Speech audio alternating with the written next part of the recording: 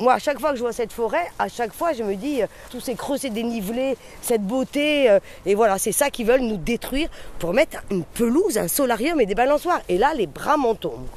Moi, je m'appelle Marianne, j'habite à Noisy-le-Sec, vraiment à la limite de Romainville. Et donc, j'appartiens au collectif des Amis de la Corniche des Forts. Et il se trouve que dans ma vie, je suis prof de SVT, Sciences de la vie et de la terre, dans un collège à Montreuil. Je passe ma vie à dire aux élèves réchauffement climatique, respect de la nature, développement durable, gestes citoyens. Et là, j'accepterais, voilà, sans bouger, qu'on abatte des arbres. C'est tellement contradictoire avec mes convictions et ce que je défends auprès des élèves. Enfin, je le défends, c'est conformément au programme de SVT, quoi. Ah, pas bon. Nous, depuis longtemps, on fait comme plein de gens, on y promène nos chiens, quoi. C'était trop tentant, même que ce soit interdit, de se dire que tu as un espace comme ça et que tu vas promener tes chiens en rond sur une pelouse, quoi. Donc, depuis longtemps, nous, on y va. C'est une forêt qui s'est développée sur un site qui était une ancienne exploitation de gypse, avec lequel on faisait du plâtre. Donc ça a été exploité pendant très longtemps. Il y a 3 masses de gypse superposées. Donc en dessous de nous, il y a des galeries, des salles, quoi. Et donc ce qu'il faut savoir, c'est que cette forêt, elle a été fermée au public depuis qu'ils ont fermé l'exploitation des carrières. Donc ça fait au moins 50 ans. Et qu'elle s'est développée sans aucune intervention de l'homme.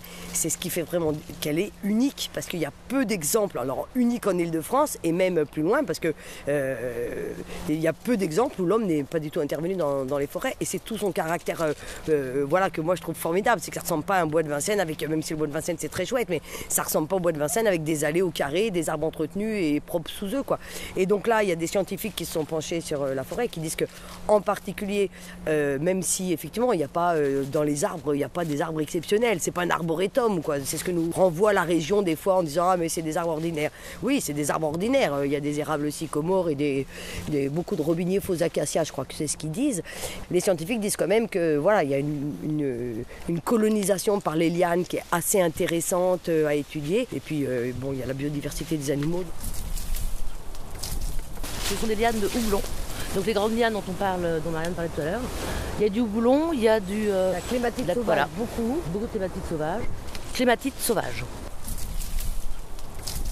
Il faut savoir qu'il y a 20 ans, quand le premier projet est né, il était prévu de faire une énorme base de loisirs sur les 60 hectares, c'est-à-dire ces 27 hectares de forêt et les 35 hectares qui sont autour. Alors autour, ça a déjà été comblé, c'est sécurisé. Donc il y a le parc Barbus et le parc République qui sont à la fois sur les communes des Lilas et de Pantin. Il y a des énormes espaces défrichés, ouverts, pelouses. Cette histoire de base de loisirs, c'est que c'est quand même des pauvres aménagements. Il y aurait vraiment moyen de mettre tout ça ailleurs, quoi. On pourrait avoir un espèce de projet ambitieux de faire un petit chemin sur une passerelle en hauteur pour pas que les gens aillent caracoler dans les fontiers, etc. Et je pense que les mômes du 93, il n'y a rien de plus important pour eux de voir une vraie forêt plutôt que d'aller voir une pelouse avec des moutons, quoi. Et on ne comprend pas comment on peut envisager d'aller péter des arbres pour mettre de la pelouse quand il y a tant d'espace à côté, quoi. Pour moi, c'est un non-sens.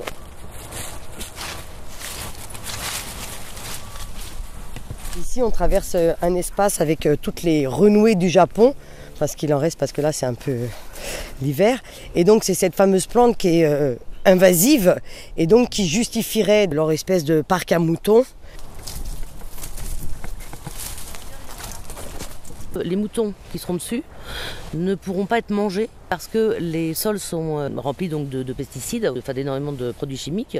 Par exemple, les enfants n'auront pas le droit non plus de toucher directement, et c'est pour ça que c'est fermé le sol, parce qu'il y a plein de polluants. S'ils déplacent ces remblais pour combler d'autres trous, ça veut dire qu'ils vont en plus bouger tous les produits chimiques qu'il y a dedans.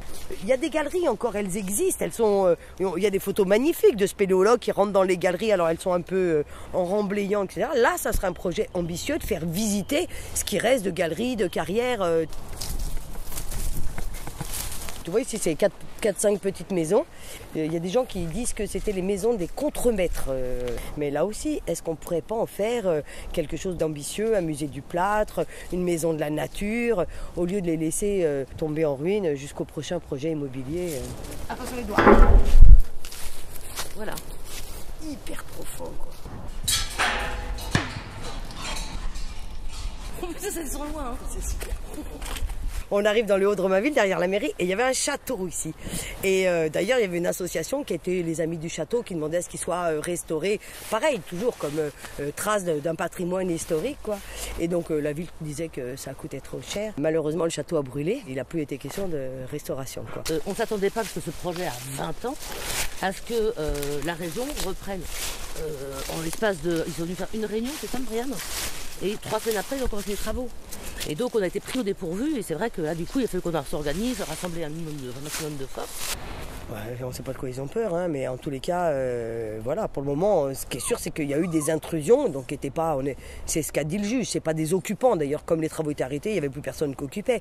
On n'a pas construit de cabane, voilà, mais on fait des intrusions. À chaque fois qu'il y a un engin, on rentre et puis on essaye d'empêcher, quoi. Voilà.